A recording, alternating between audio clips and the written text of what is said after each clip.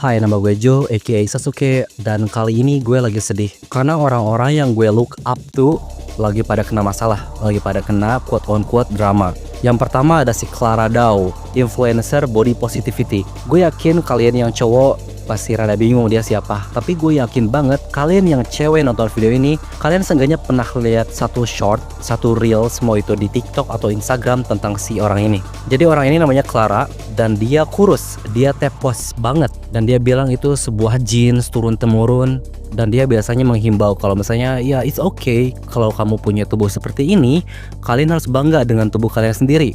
Kalau kalian tepos, kalau kalian cowok punya titik yang kecil, kalian harus bangga, kalian harus menerima kenyataan dari Tuhan. Tapi usut punya usut, ketika dia buat video yang sifatnya long form di YouTube, dia bilang hal-hal yang sifatnya kontradiktif dengan body positivity. Kayak misalnya dia bilang kalau misalnya dia memang jarang makan, dia kalau makan itu ketika bener-bener lapar, habis itu makan. Jadi orang-orang pada bilang, oh dia sangat munafik ya, such a fucking hypocrite piece of shit, dan gitu-gitulah. Dan yang kedua, salah satu penyanyi favorit gue anjir. Kalau kalian suka scroll internet, gue yakin kalian udah pernah tahu, seenggaknya pernah lihat beberapa thumbnail tentang dia. Basically dia melakukan hal yang paling tolol, paling bodoh dalam mereact suatu hal. Dia crash out for no reason. Jadi ada sebuah memes yang lumayan tren di TikTok. Ini memesnya. Dan dari video itu kalian bisa simpulkan sendiri kalau video itu jokes, is only fucking jokes. Tapi si Biadobi responnya malah kayak gini.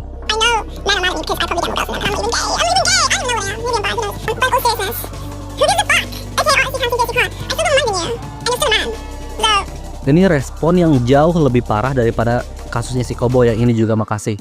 It's okay kalau lo annoy gitu, lo please stop this meme atau anything else. Tapi bukannya gitu, dia malah jadi seksis anjir.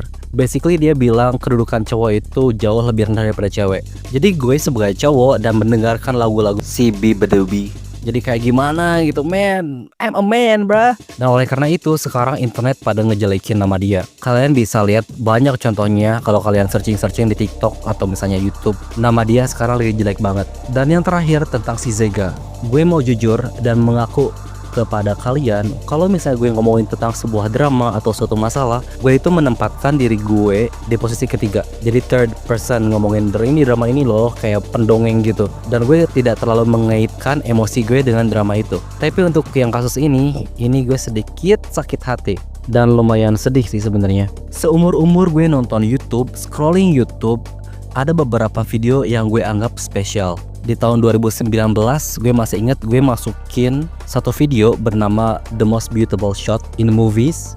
Itu nama channelnya Salomon's Society. Video itu timeless, gue anggap video itu spesial dan gue masukin ke playlist spesial gue. Terus video yang kedua itu ada video berjudul Watch Wong Kar-wai Once dari YouTuber namanya Dava Sudiana. Video itu sumpah bagus banget, so beautiful, vibesnya sangat immaculate, dan ya gue seneng aja nontonnya. Dan yang ketiga itu video dari si Zega, judulnya Jepang Sebelum Aku Nenek-Nenek. Nah itulah, gue gak bisa ngomong karena takut di demonetize. Mungkin sebagian dari kalian mikir kalau gue terlalu glazing terhadap video ini. Pause video ini, tonton video itu. Dan gue yakin kalian pun tahu kenapa gue sampai ngomong kayak gini. Man, gue punya spiritual connection sama video itu karena memang sangat relate dengan kehidupan gue. Sebenarnya video itu simple. Dia ngingetin kalau kita harus bersyukur, nikmati hal kecil, and never give up. Itu aja. Dan oleh karena itu gue cari tahu lebih dalam lagi tentang si Zega ini. Dan boy, oh fucking boy, gue kaget banget kalau tahu dia orang Indonesia. Entah kenapa pas gue lihat video yang tadi yang si Zega buat, otak gue gak ngeregister dia itu orang Indonesia. Gue mikirnya dia antara orang Jepang atau orang Thailand. Jadi gue rada kaget aja ketika dia tuh orang Indonesia, kayak what? I can't believe he is our kind. Setelah gue telusuri lagi, ternyata dia bikin 3 jenis konten, yaitu konten fashion, mix and match outfit, konten serba-serbi kerja di Jepang, dan yang terakhir konten self-improvement. So where is the problem begin? So the problem begin ketika dia buat cuitan atau video yang sifatnya mulai melenceng daripada video yang tadi gue lihat pertama kali, yang tentang Jepang. Dia mau kok semakin kesini semakin kesana. Ada 2 hal yang mau gue highlight, yaitu tentang dia punya 17 mantan dan punya 3 cewek secara bersamaan, dan tentang flexing. Untuk yang masalah mantan, gue gak ngerti cara pikirnya dia, kenapa dia ngeposting itu. Mungkin dia merasa dirinya keren, tapi ya gara-gara postingan itu ada satu mantan yang keluar-keluar di Facebook yang speak up, bukan cuman speak up tapi nge-expose dia. Ini komentarnya. Honestly, gue masih ngakak kalau ngomong selama ini bisa kerja di Jepang dan lain-lain atas usaha lo sendiri, dan lo masih ngomong dari keluarga gak mampu di setiap konten lo. Pokoknya dia panjang banget, ada 4 paragraf yang intinya dia nge-expose kalau dia itu berasal dari keluarga yang mampu. Di komentar ini dia bilang kayak cuma dia itu pembodohan dan lain-lain, ngomongin wig juga. Masalah wig mungkin kalian udah tahu ya, banyak banget yang ngejek dia tentang wignya. Tapi objectively speaking, gue kalau ada di posisi dia, gue pun sama gue bakal pakai wig. I mean the wig is fucking cool guys, come on. Dan menurut gue ketika lu ngejek terhadap fisik, sesuatu yang berbau fisik itu sangat tidak etis ya, cheap shot, low blow. Jadi untuk masalah wig gue no comment. Dan yang kedua adalah postingan dia mengenai flexing jam tangan. Ice on my wrist, yeah. Ice on my wrist, yeah. Kayak shit kayak gitulah. Dia bilang kayak gini, kiriman yang dapat direaksi. Pada akhirnya selalu lebih baik menangis dengan jumpy guet malang saya di Jepang, imbalan kerja keras daripada terjebak nonton anime di kosan Indonesia. That's a lot of damage. Sebenarnya gue rada ngerti sih dia ngepost kayak gini, mungkin supaya memotivasi viewersnya supaya untuk kerja lebih keras lagi. Tapi in another hand, postingan ini sangat berbanding terbalik sama video yang tadi pertama gue lihat. Sekaligus postingan ini buat dia jadi memes anjir.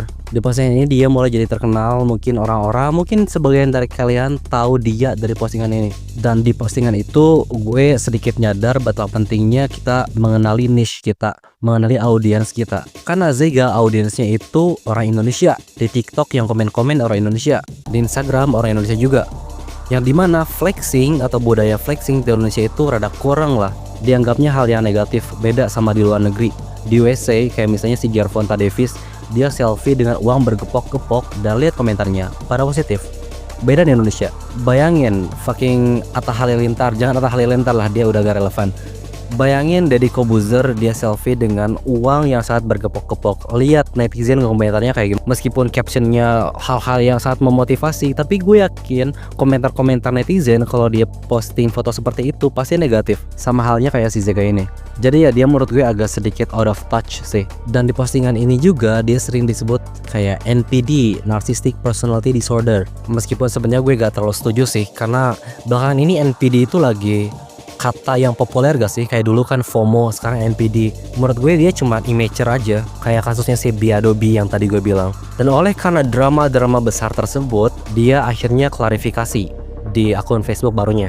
Dan boy, oh fucking boy, ini klarifikasinya aduh sangat one of a kind lah. Gue liatin postingannya. Official statement from Zega Zarasev. This is my real account as of now.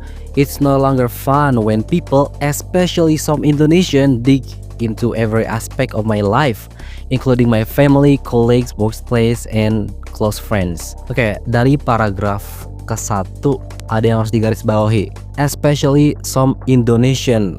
Bro, kamu bikin konten untuk orang Indonesia di TikTok, di Instagram, kamu pakai bahasa Indonesia. Majority niche kamu itu orang Indonesia. Dan di postingan kamu nyenggol orang Indonesia. Jadi ya jelas yang stalk pasti orang Indonesia karena mereka merasa direndahkan. Di paragraf ketiga dia ngomong kayak gini, this is no longer just about attacking my opinions, personal experiences, or content. It has escalated to targeting my physical appearance, relationship, location, and profession. Ini gue setuju sih. Emang ngomongin tentang fisikal atau ngomongin tentang fisik itu gak boleh ya guys. Mau sebenci-bencinya kalian dengan orang itu, ada batasnya, gak boleh ngomongin fisik. Dan bisa kalian baca sendiri untuk yang lainnya di klarifikasi itu. Dan ketika kita lihat sebuah klarifikasi, biasanya ada 1-2 orang yang dukung lah. Kalian buka postingannya, searching sampai mampus, lihat orang yang ngedukung mana. Gak ada anjir, hampir gak ada. Bahkan si EXO anjir, ada beberapa orang yang ngedukung. Cewek-cewek fanatik yang IQ-nya negatif, temperatur IQ room, mereka ngedukung. Ini bener-bener gak ada anjir. Bahkan bukan cuman komen hate, bukan cuman komen yang gak setuju sama klarifikasinya, bahkan sampai ada komen yang bener-bener care ke si Zega itu. Kayak komentar si Feraldo Fardiansyah, dia bener-bener ngasih tahu dan ngasih wejangan buat si Zega ini Bayangin lu se-fucked up apa sampai orang-orang bukan cuma hate tapi kasihan sama lu. Jadi ya, this is such a biggest letdown. Bye guys.